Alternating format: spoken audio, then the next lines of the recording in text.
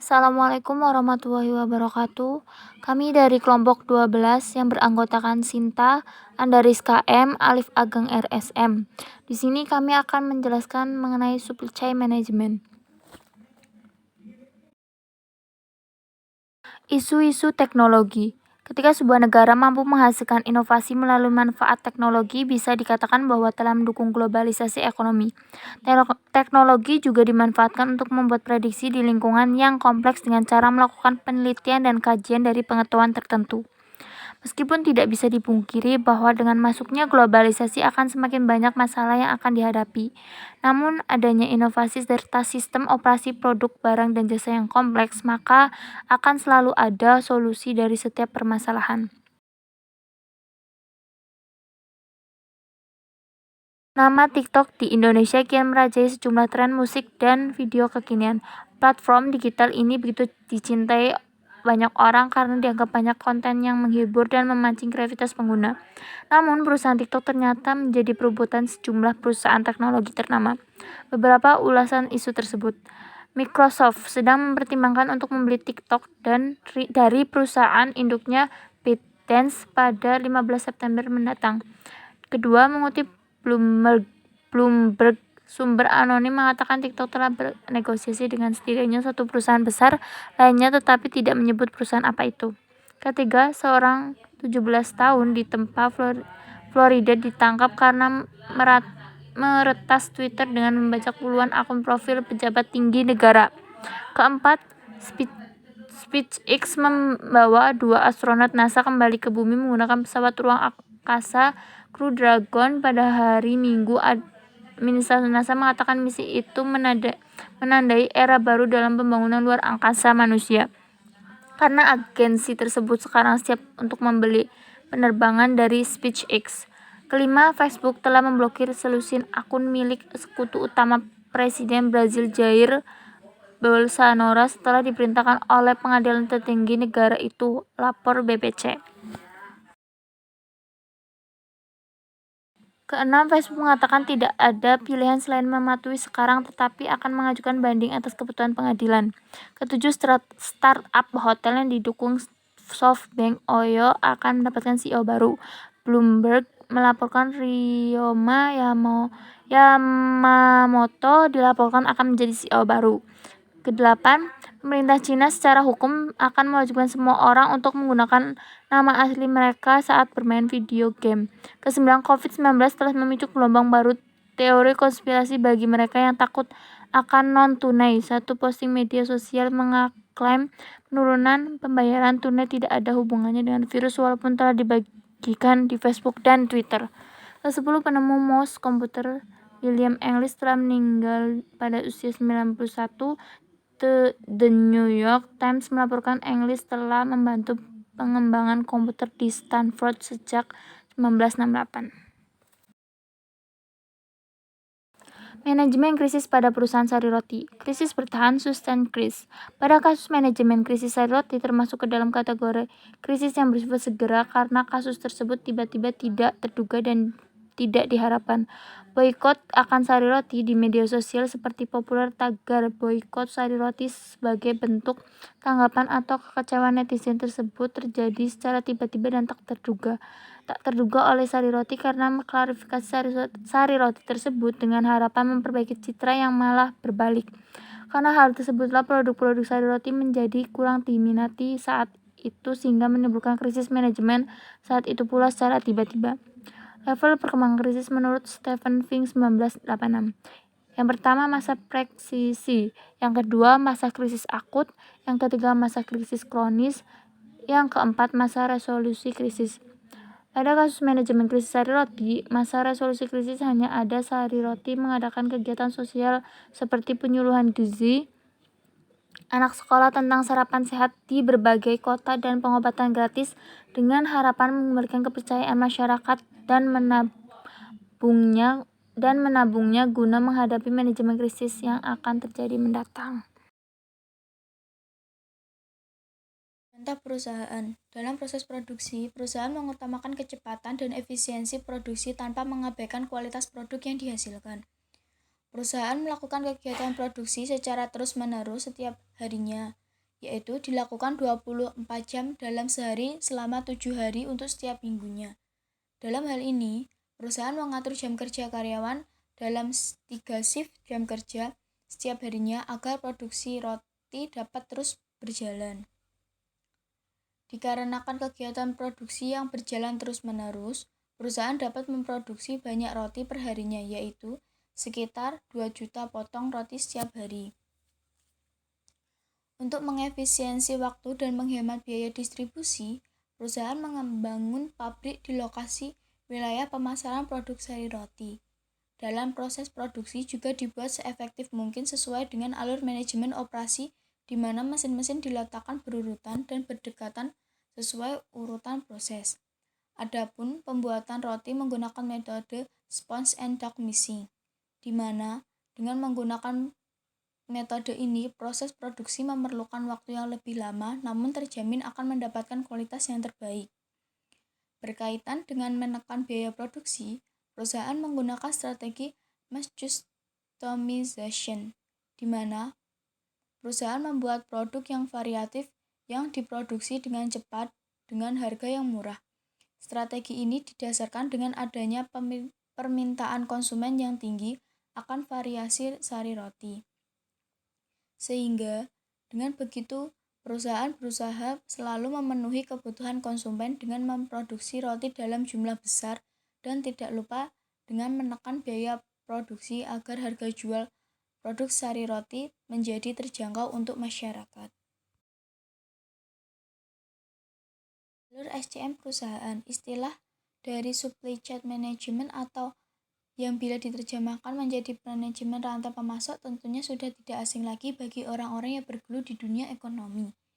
Inti dari supply chain management ini adalah mengenai ketepatan, baik itu ketepatan dari segi waktu maupun dari segi harga. Dengan begitu, dapat dikatakan bahwa supply chain management merupakan manajemen yang mengatur rantai pemasok suatu produk agar menjadi efektif, yaitu dengan memperhitungkan ketepatan waktu, estimasi pengiriman barang, dan biaya seminimal mungkin. Alur supply chain management ini dimulai dari supplier, kemudian dilanjutkan pada production, distribution, kemudian pada retailer atau wholesaler, hingga akhirnya kepada customer. Perusahaan-perusahaan besar umumnya pasti memiliki supply chain management agar proses produksi dan pendistribusian hingga ke tangan konsumen dapat teratur. Salah satu perusahaan yang menerapkan supply chain management adalah PT Nippon Indosari Korpindo. Perusahaan ini merupakan salah satu perusahaan yang bergerak di bidang industri pangan, yaitu sari roti. Tentunya produk ini sudah tidak asing lagi bagi masyarakat karena pendistribusian produk ini sangatlah luas, sehingga seringkali produk ini dapat dengan mudah ditemukan melalui agen pendistribusian keliling, toko kecil, minimarket, hingga supermarket besar. Selain strategi distribusi yang luas, produk sari roti juga terdiri dari berbagai macam varian roti yang dikemas secara praktis dengan harga yang terjangkau dan tanpa bahan pengawet. Sehingga produk ini banyak dikonsumsi oleh anak sekolah, mahasiswa, maupun pekerja kantoran. Melihat kesuksesan sari roti sekarang dengan banyak produk varian roti unggulannya, saya tertarik untuk menganalisis bagaimana supply chain management PT Nippon Indosari Korpindo dalam memasok bahan baku, melakukan proses produksi, distribusi produk, hingga akhirnya sampai kepada konsumen.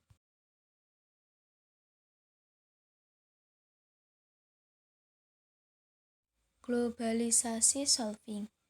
Ketika sebuah negara mampu menghasilkan inovasi melalui pemanfaatan teknologi, bisa dikatakan bahwa telah mendukung globalisasi ekonomi. Teknologi juga dimanfaatkan untuk pembuatan prediksi di lingkungan yang kompleks dengan cara melakukan penelitian dan kajian dari pengetahuan tertentu. Meskipun tidak bisa dipungkiri bahwa dengan masuknya globalisasi akan semakin banyak masalah yang akan dihadapi. Namun, Dengan adanya inovasi serta sistem operasi produk barang dan jasa yang kompleks, maka akan selalu ada solusi dari setiap permasalahan. Data dukung. Perusahaan PT Nippon Indosari Korpindo ini bergerak di bidang industri pangan, yaitu sari roti. Tentu ketika produk ini sudah tidak asing lagi bagi masyarakat, karena pendistribusian produk ini sangat luas, sehingga seringkali produk ini dapat dengan mudah ditemukan melalui dari agen distribusi keliling, toko kecil, minimarket, hingga supermarket besar. Selain strategi distribusi yang luas, produk sari roti juga terdiri dari berbagai macam varian roti yang dikemas secara praktis dengan harga yang terjangkau dan tanpa bahan pengawet, sehingga produk ini banyak dikonsumsi oleh anak sekolah, mahasiswa, maupun pekerja kantoran.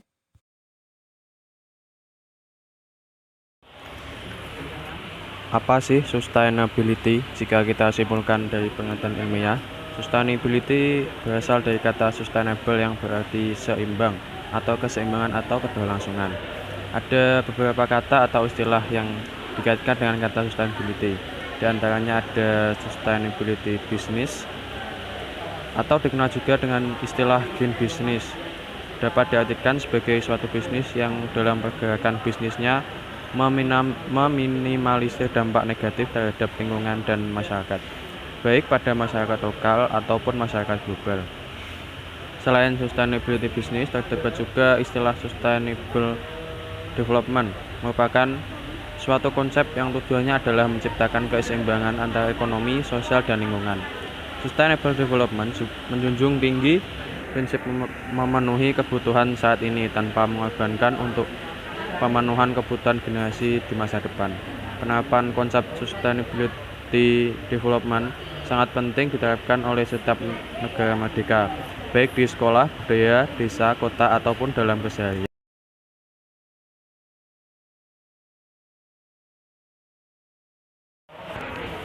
Apa yang kami maksud dengan risiko dan ketahanan dipersiapkan oleh David Heisenhall dan Park School of Sustainability, Chatham University, Alana Edwards, Florida Atlantic University, dan Leonard Berry, Florida Atlantic University, ahli geosains di tempat kerja risiko. Kemungkinan bahwa kita atau properti kita akan dirugikan dan konsekuensi dari kerugian itu adalah bagian dari kehidupan kita sehari-hari.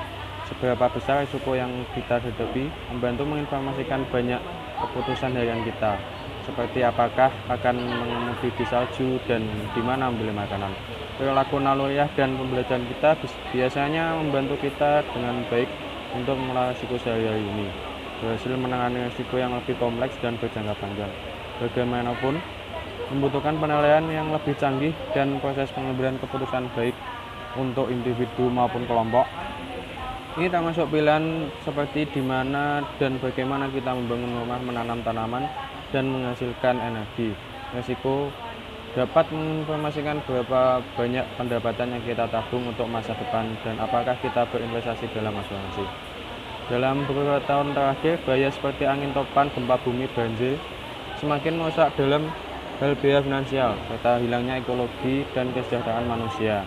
Peristiwa alam yang tidak terhindarkan diperkuat oleh perubahan jangka panjang seperti kenaikan permukaan laut dan pola iklim yang bergeser, dan diperburuk oleh keputusan misalnya perencanaan kota dan aturan bangunan yang dibuat bertahun-tahun atau beberapa dekade yang lalu. Bagaimana kita merencanakan risiko yang tidak pasti ini akan menurunkan seberapa besar dampaknya bagi kita dan generasi mendatang. Apa itu profit? Profit atau yang juga kita kenal dengan laba adalah hal yang menggambarkan manfaat finansial yang diwujudkan ketika pendapatan yang dihasilkan dari aktivitas bisnis melebihi biaya ongkos dan pajak yang terlibat dalam menopang aktivitas bisnis yang bersangkutan. Setiap keuntungan yang diperoleh disalurkan kembali ke pemilik bisnis yang memilih untuk mengantongi uang tunai atau menginvestasikannya kembali ke bisnis. Keuntungan dihitung sebagai pendapatan total dikurangi total biaya. PT Nippon Sari Indosari Korpo Indo Tbk sebagai produsen roti dengan merek Sari Roti membukukan kenaikan pendapatan pada semester 1 2020. Namun demikian laba perseroan mengalami koreksi. Dalam laporan keuangan konsolidasian interim per 30 Juni 2020, Nippon Indosari mencatatkan penjualan bersih sebesar 1,67 triliun. Nilai itu meningkat 5,5% dari sebelumnya 1,58 triliun. Laba periode berjalan yang dapat didistribusikan pada pemilik entitas induk Nippon Indosari mencapai 91,44 M, terkoreksi 9,86% dari sebelumnya 101,45 M. Net profit margin terjaga pada kisaran 5,5%. Paparan Direktur Nippon Indosari Corporindo Airlina Sofia dikutip dari siaran resmi Sabtu tanggal 1 bulan 8 tahun 2020. Menurut Airlina, peningkatan penjualan roti ditopang kanal tradisional yang tumbuh 30% menjadi 455 M. Pertumbuhan signifikan kanal tradisional merupakan hasil positif dari penerapan strategi untuk menangkap potensi pasar khususnya di area pemukiman.